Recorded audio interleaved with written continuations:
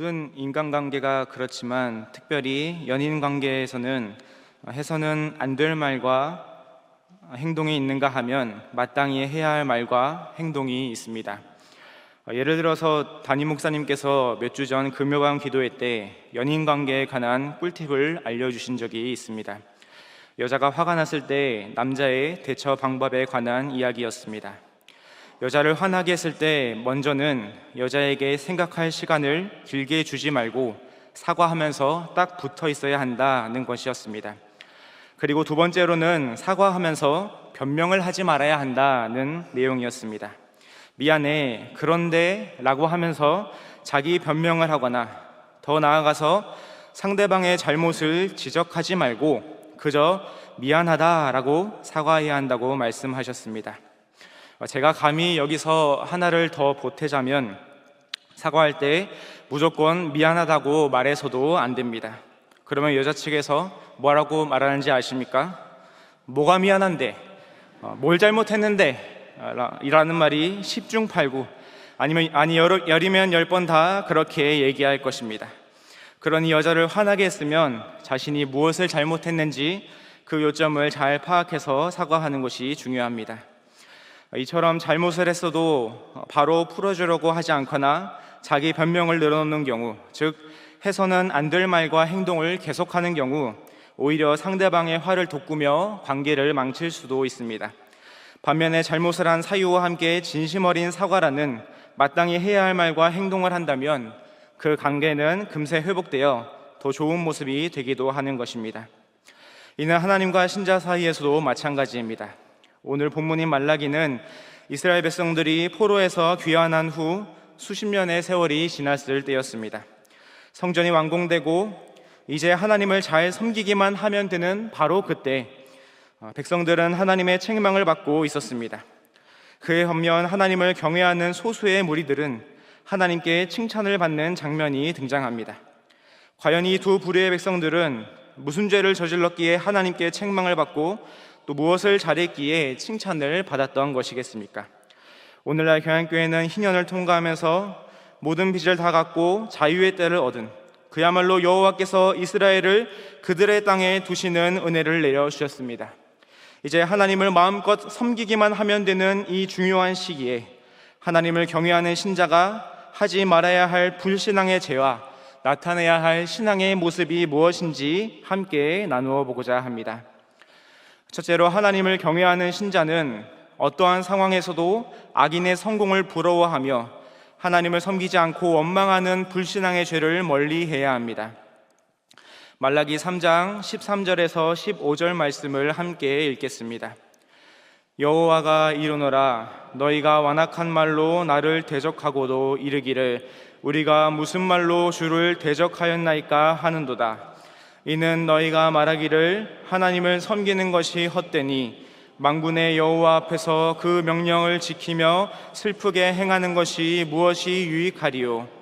지금 우리는 교만한 자가 복되다 하며 악을 행하는 자가 번성하며 하나님을 시험하는 자가 화를 면한다 하노라 함이라. 아멘. 하나님께서 이스라엘 백성들에게 너희가 완악한 말로 나를 대적하였다라고 책망하십니다. 더욱 놀라운 사실은 하나님의 책망의 백성들은 우리가 무슨 말로 주를 대적하였나이까 라고 뻔뻔하게 반문하였습니다. 당시 백성들은 포로 생활에서 돌아와서 숱한 방해와 어려움 속에서도 성벽을 재건하였습니다. 그런데 여전히 이스라엘의 상황은 녹록지 않았습니다. 우선 경제적으로 매우 피폐했는데 연이은 기근과 가뭄 등으로 대다수의 백성들이 가난에 시달렸습니다. 게다가 주변의 이방 민족들은 이스라엘 백성들을 약탈하고 괴롭혔으니 사회적으로 늘 불안할 수밖에 없었습니다. 이스라엘 백성들은 성벽과 성전을 재건하면 과거 다윗과 솔로몬 시대의 영광을 재현할 것이라는 희망을 가지고 있었습니다.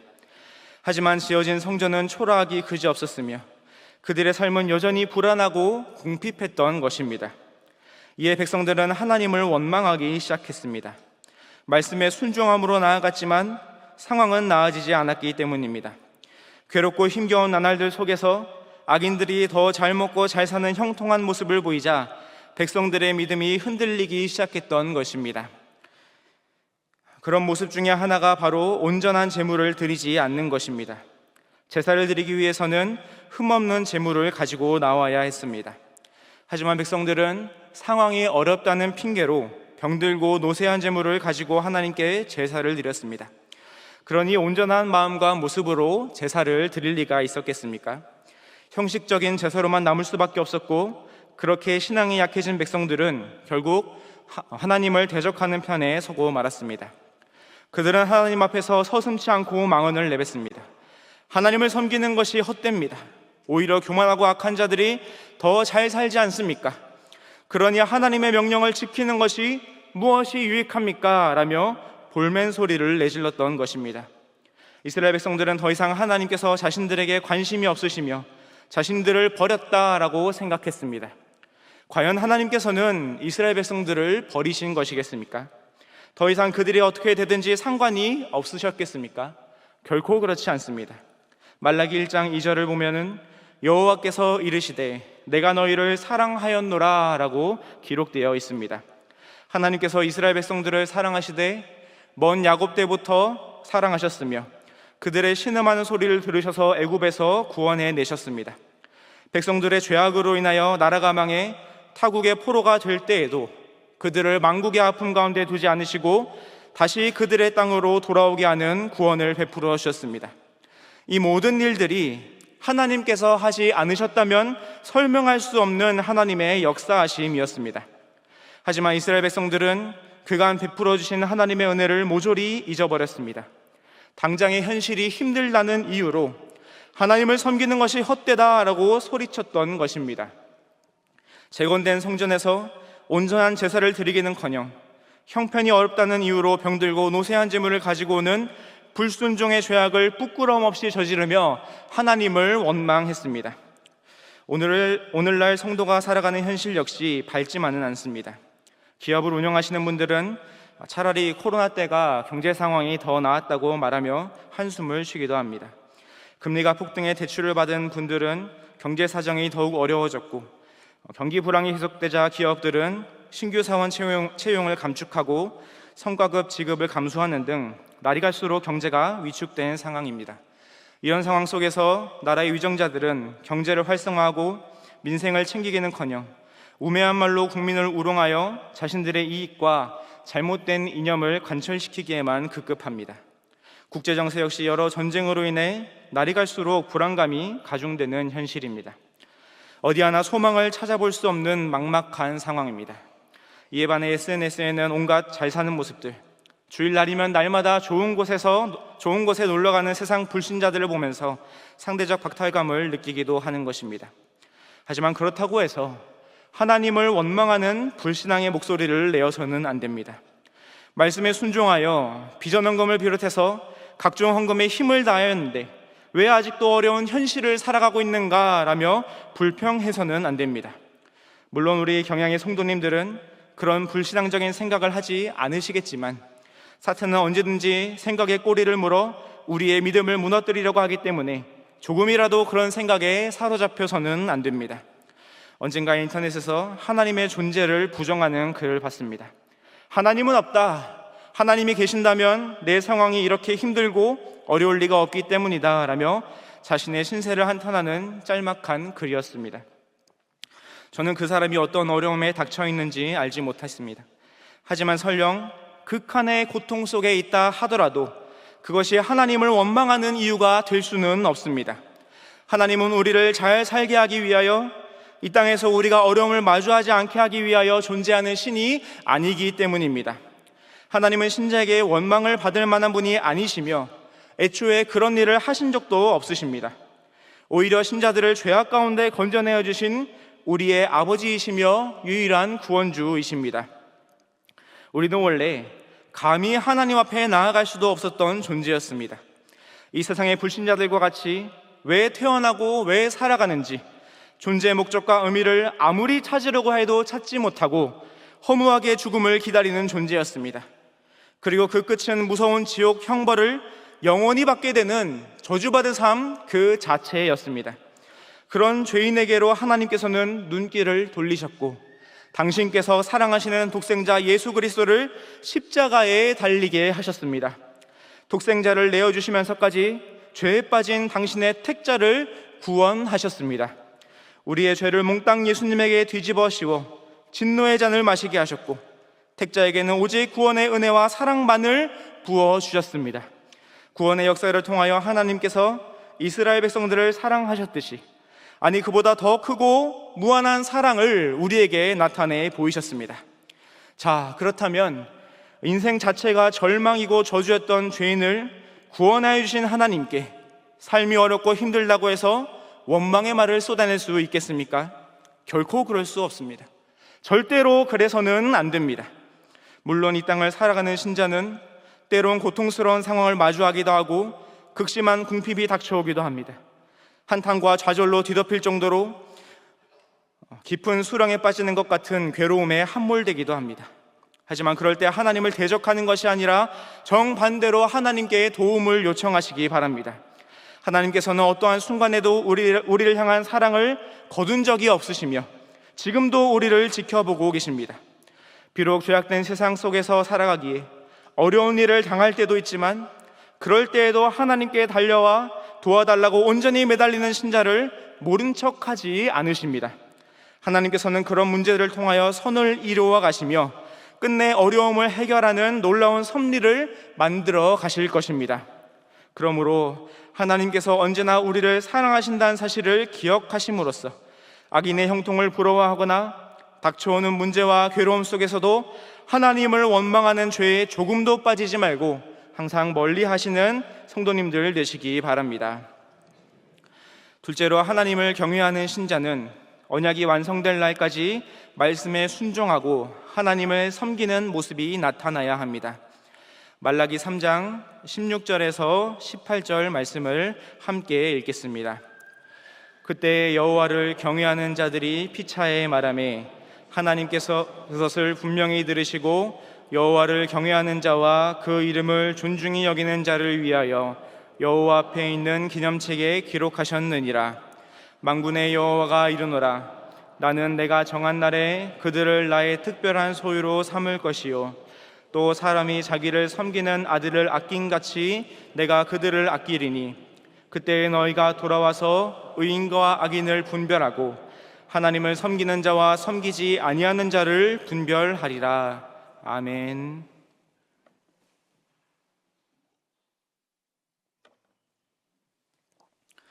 하나님을 대적하는 이스라엘 백성들과 반대로 소수이지만 하나님을 경외하는 무리들이 있었습니다. 여호와를 경외하는 자들의 말과 행실은 앞서 기록된 패역한 자들의 모습과 상반되어 서로 대조를 이룹니다. 여호와를 경외한다는 것은 단순히 두려워한다라는 의미보다 하나님을 향한 존중과 사랑, 신뢰와 순종의 마음이 함께 어우러져 있는 것을 의미합니다. 그의 이름을 존중히 여기는 것 역시 비슷한 의미를 가지고 있습니다. 본문에 기록된 존중히 여기다의 원문을 보면 명상하다의 의미가 내포되어 있습니다. 하나님을 마음속 깊이 생각하면서 존중의 마음을 갖는 것입니다. 하나님에 대해 생각하면 생각할수록 마음속 깊은 곳에서 우러나오는 존중의 마음을 가지고 소중하게 여기는 것입니다. 다른 어떤 것들보다도 하나님만이 가장 존귀하시다는 신앙을 고백하는 자들입니다. 여호와를 경외하는 자들이 피차에 말한다라고 합니다. 이들이 어떤 내용을 얘기했는지 정확히 나와 있지는 않지만 분명한 것은 어떻게 하면 하나님을 더욱 잘 섬길 수 있을지에 대한 고민이었을 것입니다. 서로 합력하여 선을 이루기 위한 건설적이고 유익한 대화였을 것입니다. 이는 하나님을 대적하는 자들, 그리고 그들이 하나님을 섬기는 것은 헛되다라고 말하며 하나님께 반기를 드는 모습과는 정반대입니다. 하나님께서 보시기에 당신을 경외하는 소수의 무리들을 얼마나 기뻐하셨겠습니까? 그래서 그들을 기념책에 기록하신다고 말씀하십니다.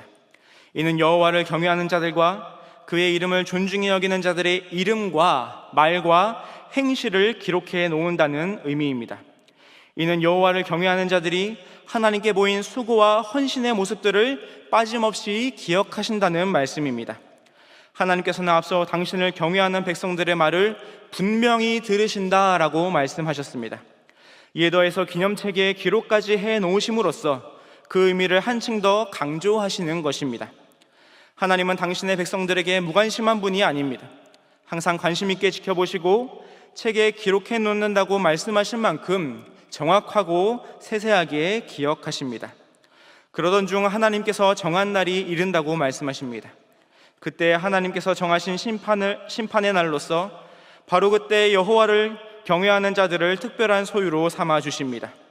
이는 먼 옛날 믿음의 조상 아브라함 때부터 말씀하신 너희는 내 백성이 되리라 라는 언약이 비로소 완성되는 순간임을 나타내는 말씀입니다. 하나님을 경외하는 자들은 원래 하나님의 백성이었지만 여호와의 날에 이르러서 그 언약 관계가 완성되는 때를 맞이하는 것입니다. 그래서 하나님께서는 그들을 백성 삼아주시고 아껴주시는 은혜를 내려주십니다. 하나님께서 백성들을 아끼실 때 자기를 섬기는 아들을 아낌같이 아끼신다고 말씀하십니다. 부모에게 아들은 그 존재 자체로 이미 귀합니다. 이에 더해서 부모를 잘 섬기는 아들이라면 부모 입장에서 얼마나 더 아껴주고 싶은 마음이 강하겠습니까? 이와 같이 하나님께서 백성들을 아끼신다라고 말씀하시는 것입니다. 또한 이 말씀은 백성들은 아버지 되시는 하나님만을 섬겨야 함을 일깨워줍니다. 여기서 오해하지 말아야 할 사실은 먼저 하나님을 섬겨야만 하나님의 자녀가 된다는 말이 아닙니다. 하나님의 특별한 소유, 그분의 자녀라면 마땅히 하나님을 섬기며 경외하는 신앙이 나타나야 한다는 것입니다. 즉 하나님을 섬기는 행위는 그분의 자녀가 되기 위한 수단이 아니라 자녀된 결과로서 나타내 보여야 하는 행동입니다. 하나님께서 그들을 아끼실 때에 상황이 역전되는 광경이 펼쳐집니다. 이전까지는 악인들이 잘 사는 것처럼 보이고 하나님을 시험하는 자들이 화를 면하는 것처럼 보였습니다. 하지만 이제는 그렇지 않습니다. 여호와의 날이 이르면 의인과 악인이 구별되며 악인에게 심판이 부어지는 것입니다. 백성들은 이미 그 사실을 알고 있었습니다. 먼 옛날 하나님께서는 노아와 그의 가족들을 구원하시고 그들 외의 모든 사람들을 물로 심판하셨습니다. 의인과 악인이 명확하게 구분되는 순간이었습니다. 그리고 다시 의인과 악인을 구별하게 된다고 말씀하십니다. 너희가 돌아와서 의인과 악인을 분별하고 라는 표현이 그러합니다. 이 역시 원문을 살펴봤을 때에 너희가 의인과 악인을 다시 분별하고 라고 보아야 합니다. 노아의 홍수를 통해서 의인과 악인이 분별되었고 여호와의 정한 날에 다시 이들이 분별되는 것을 목도하는 것입니다. 그때 악인은 의인과 구분되어 멸망을 받게 될 것입니다.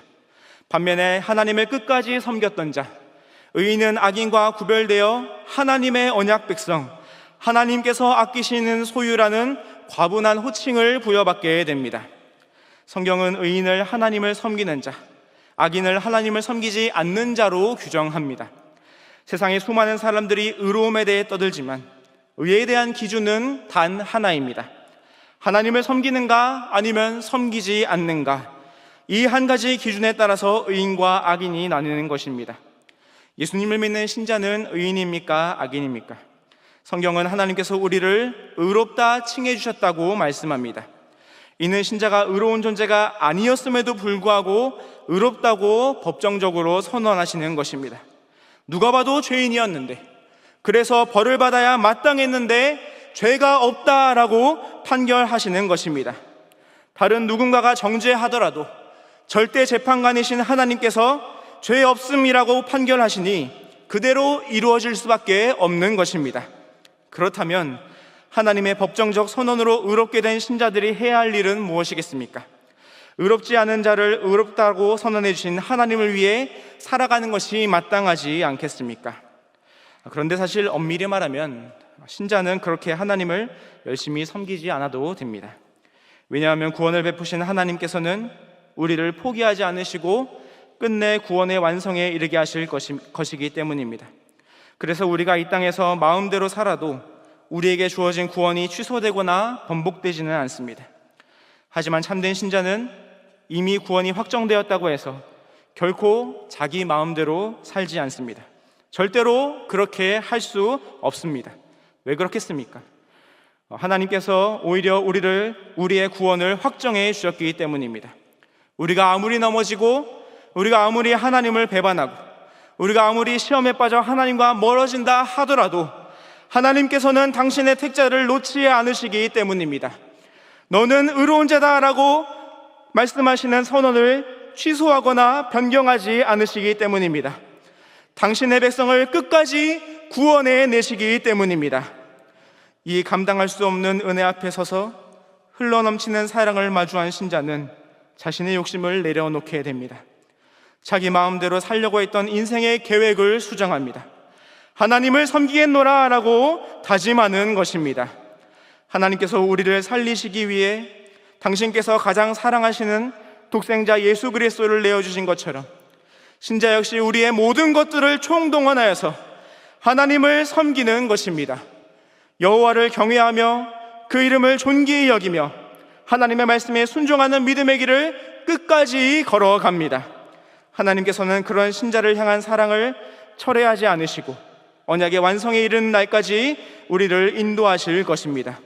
여호와의 정한 날이 이르면 악인들은 지옥 영벌을 당할 것이지만 신자는 새 하늘과 새 땅에서 하나님의 거룩한 장막에서 진정한 하나님의 백성이 되는 영생 복락을 누리게 될 것입니다. 그러므로 경양의 성도님들, 특별히 헌신을 다짐하시는 등촌교구 성도님들, 오늘 헌신 예배를 드렸다고 해서 우리의 헌신이 끝났다라고 생각하지 마시기 바랍니다. 이제 올해는 끝났다, 아유 속 시원하다, 이게 아닙니다. 죄송하지만 이제부터 시작입니다. 오늘 헌신 예배를 기점으로 하나님께 헌신을 다짐한 등촌교구 성도님들은 다시금 힘을 내어서 하나님을 섬겨야 합니다. 그동안 나태했던 마음을 돌아보고 부족했던 모습들을 청산하여서 여호와를 경외하는 자답게 하나님을 위한 수고와 헌신을 다해야 합니다. 바쁜 삶 속에서도 예배의 자리를 지키며 경양교회가 나아가고자 하는 예수 세계화 운동을 위해 힘을 보태며 전진해야 합니다. 필요한 것에 쓰임받을 수 있음에 감사하며 부족한 모습이지만 최선을 다해 맡겨진 일들을 감당해야 합니다.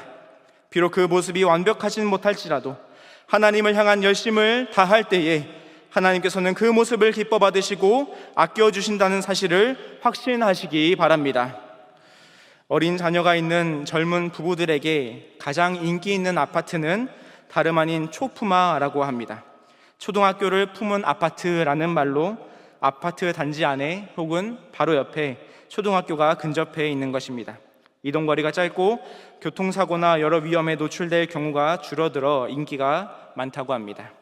우리 등촌교구야말로 경품교, 즉 경양교회를 품은 축복받은 교구가 아니겠습니까? 이러한 축복을 마음껏 선용하셔서 교회를 중심으로 하나님을 향한 수고와 헌신의 열정, 섬김의 자리를 끝까지 지키심으로써 여호와의 정한 날에 의인의 자리에 서게 되는 진정한 축복을 누리시기를 간절히 바랍니다. 성도 여러분, 친일파 하면 누가 떠오르십니까? 대표적으로는 이완용이 생각나실 것입니다. 그는 을사조약과 정미7조약 그리고 한일병합조약을 적극적으로 주도하여 나라의 치욕을 안겨준 인물입니다. 그런데 그런 이완용이 원래 고종의 충신이었다는 사실을 아십니까? 그는 과거에 급제한 후 5년이 채 안 되어서 정삼품에 이르는 초고속 승진으로 고종의 총애를 받으며 초기에는 일본에 반대하는 입장에 서 있던 인물이었습니다. 하지만 그로 인해 일제로부터 계속된 신변의 위협을 받게 되었고 고종이 자신을 지켜줄 수 없다는 사실을 깨닫자 이완용은 일제편에 서게 되었던 것입니다.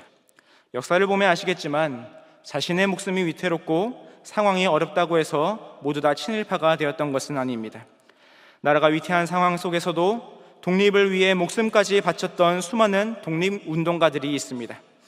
이후 6.25 전쟁 때 북한의 맹렬한 침략에도 총 한 자루 쥐어들고 끝까지 나라를 지켰던 이름 모를 학도병들이 있는가 하면 자신의 정치적 입지뿐만 아니라 목숨이 위태로운 상황에서도 나라의 안전을 보장받기 위해 고군분투한 결과 한미 상호 방위 조약을 체결한 위대한 지도자도 있습니다. 신앙생활에 있어서도 마찬가지입니다. 세상에서는 상황이 어렵고 삶이 힘들기 때문에 하나님을 믿지 않는 편이 차라리 낫다고 말하는 패역한 자들이 있습니다. 그들은 하나님을 그저 자신의 인생을 큰 풍파 없이 편안하게 만들어주는 존재로 여겨 하나님을 수준 낮은 신으로 전락시킵니다. 하지만 진정으로 하나님을 경외하는 신자는 결코 그러한 죄에 빠질 수 없습니다. 악인들의 형통을 부러워하고 자신들의 어려운 상황을 불평하며 하나님을 원망할 수 없습니다. 왜냐하면 악인들의 형통은 하나님의 입김 한 번에 한 줌 흙으로 사라질 만큼 헛되기 때문입니다. 반면에 하나님을 경외하는 자들에게 베풀어 주시는 그 사랑은 악인이 형통으로 얻은 모든 재물과 권력과 명예를 다 합쳐도 조금도 가질 수 없습니다. 세상 그 어디에서도 얻을 수 없는 가장 귀한 보물을 이미 소유하고 있으면서도 그 사실을 망각하는 우매한 자가 되어서는 안 됩니다. 죄악에 늪에 빠지는 것이 아니라 우리를 의인 삼아주시는 하나님을 위한 헌신과 수고와 열정을 내어드리시기 바랍니다. 물론 온전한 헌신과 섬김의 모습을 보이지 못할 때도 있습니다.